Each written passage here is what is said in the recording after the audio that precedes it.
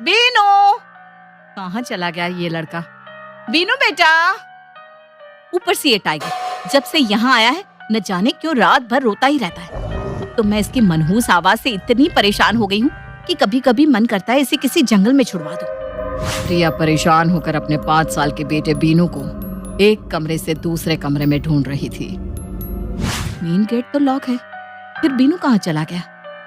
इतनी देर हो गई इसको आवाज लगाते हुए। रिया अपने बेटे को आवाज लगाते हुए सीढ़ियों पर पहुंच जाती है। सीढ़ियां चढ़ते हुए उसे ऊपर टेरेस से कई सारे बच्चों की खिलखिलाहट की आवाज सुनाई देने लगती है। अंधेरा हो गया है, इतनी रात को छत पर अकेले ये क्या कर रहा है? कौन है इसके साथ? ये किन बच्चों के हंसने की आवाज आ रही है? छत पर पहुंचने के बाद वो देखती है कि उसका 5 साल का बेटा बीनू छत की बाउंड्री वॉल पर खड़ा हुआ जोर जोर से हंस रहा है। बीनू, वहाँ क्या कर रहे हो तुम? अरे इतनी ऊपर तुम चढ़े कैसे? देखो हिलना नहीं, वहीं खड़े रहना, मम्मा आ रही है तुम्हारे पास। बिल्कुल मत घबराना बेटा।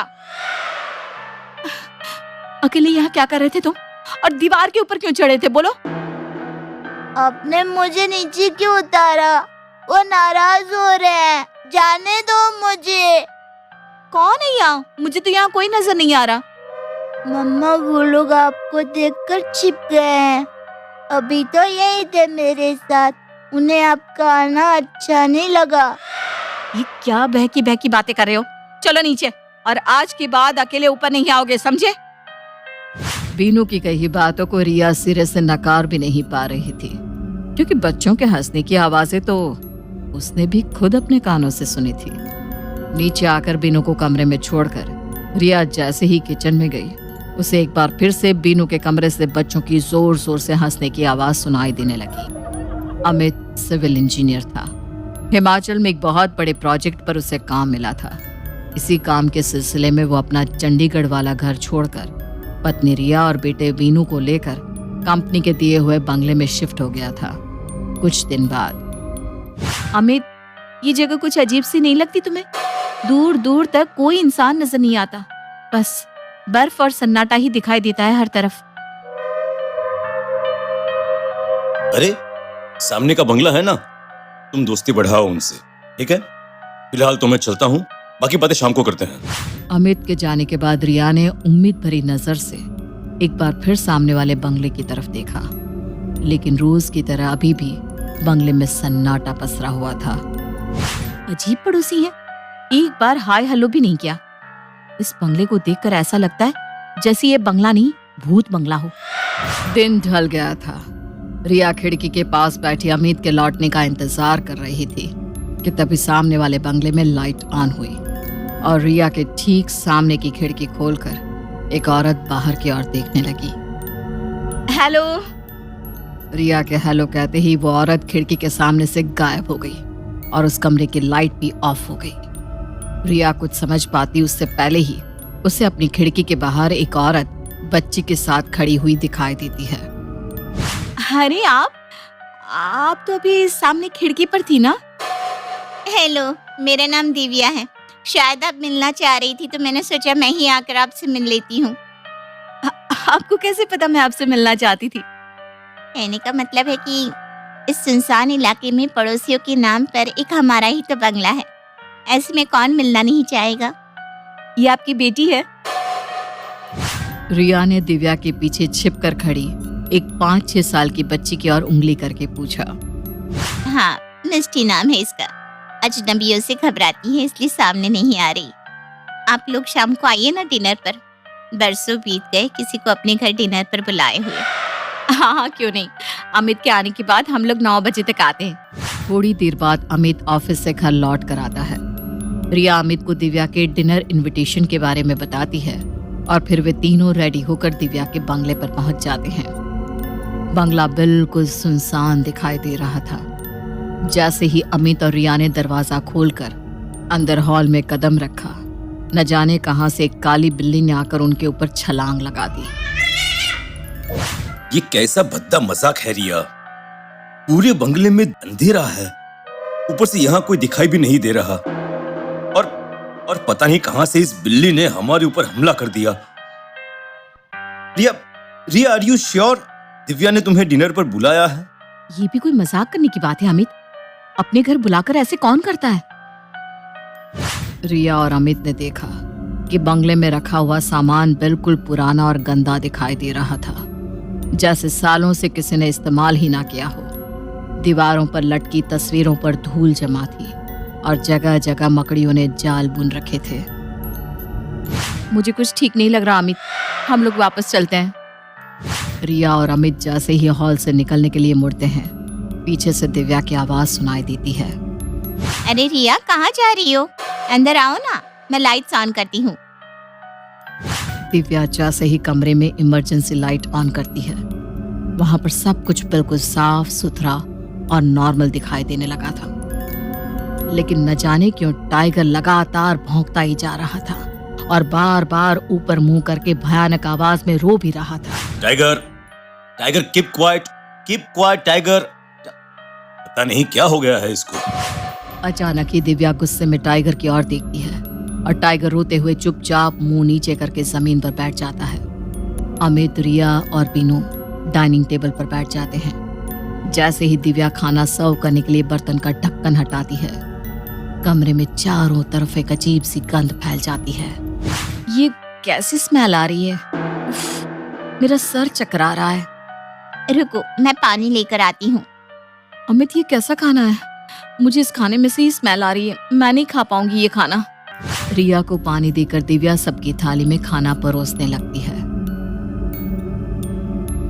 छी, अरे ये कैसा खाना है? इसमें तो कीड़े हैं, तभी इसमें से इतनी बदबू आ रही थी। आई एम सो सॉरी, वो एक्चुअली थोड़ा फाइनेंशियल क्राइसिस होने की वजह से हमारे बंगले की बिजली डिस्कनेक्ट हो गई है। अंधेरे में खाना बनाने के कारण शायद इसमें कीड़े गिर गए हैं। कोई बात नहीं, तुम परेशान मत हो, हम लोग फिर किसी दिन तुम्हारे साथ डिनर करेंगे। अभी हम चलते हैं। रिया और अमित वहां से बाहर निकल आते हैं। तो ये बात है, इन बेचारों के यहाँ बिजली है ही नहीं, तभी पूरा दिन इनके बंगले में अंधेरा रहता है। और मैं भी ना पता नहीं क्या क्या सोच रही थी।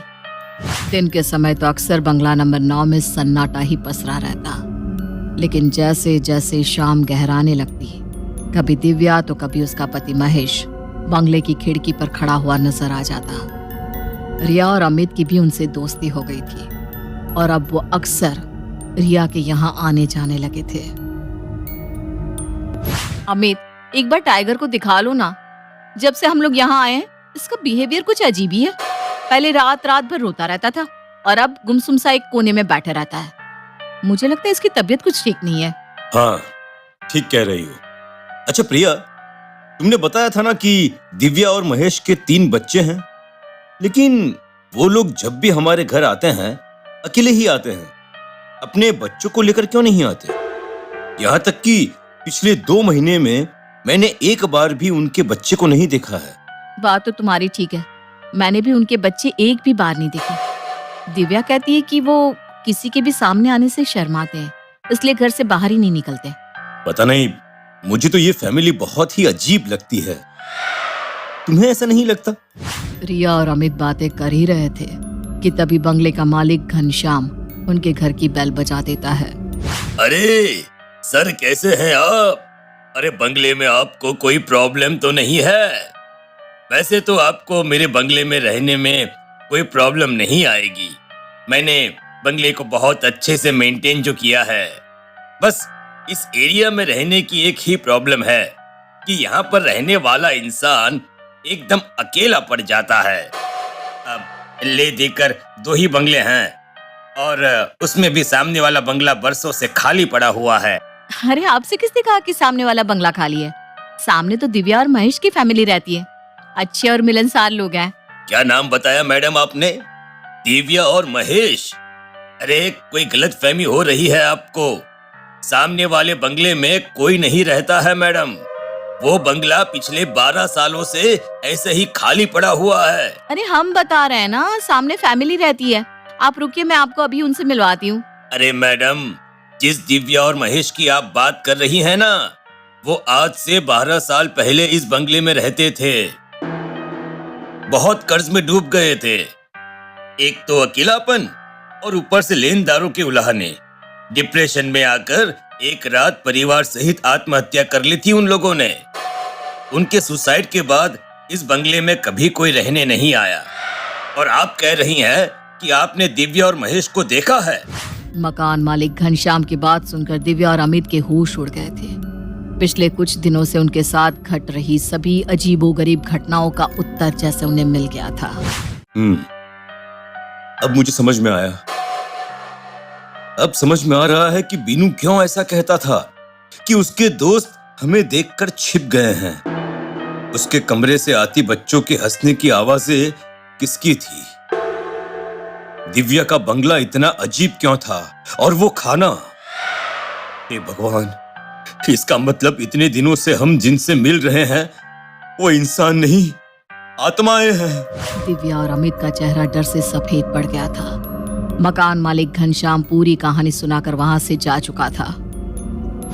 तुम बीनू को लेकर आओ, मैं गाड़ी निकालता हूँ। बीनू बेटा चलो, हमें अभी यहाँ से चलना होगा। मम्मा वो कह रहे कि अगर हम यहाँ से गए तो वो हमें मार डालेंगे। कुछ नहीं होगा बेटा, मम्मा है ना आपके पास, चलो बेटा। रिया बीनू का हाथ पकड़कर कमरे से बाहर आती है तो देखती है कि 3 भयानक शक्ल वाले बच्चे सामने खड़े होकर गुस्से में उसे घूर रहे हैं। हमारा डर ही इनकी ताकत है बेटा, डरो नहीं, चलते रहो। तभी दरवाजे पर दस्तक होती है। रिया, दरवाजा खोलो, तुम ऐसे यहाँ से नहीं जा सकती। रिया, अमित, पीछे वाले दरवाजे से बाहर चलो, हमें अभी यहाँ से निकलना होगा, जल्दी करो। अमित बेटे विनू और रिया को गाड़ी में बिठाता है और गाड़ी स्टार्ट करने लगता है। अरे ये गाड़ी स्टार्ट क्यों नहीं हो रही है रिया? मुझे बहुत डर लग रहा है। अमित बहुत कोशिश करता है लेकिन उसकी गाड़ी स्टार्ट होने का नाम ही नहीं ले रही थी।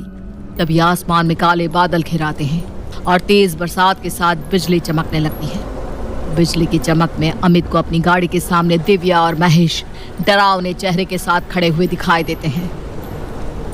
जल्दी जल्दी जल्दी अंदर चलो चलो, और मन ही मन में भगवान का नाम लेते रहो।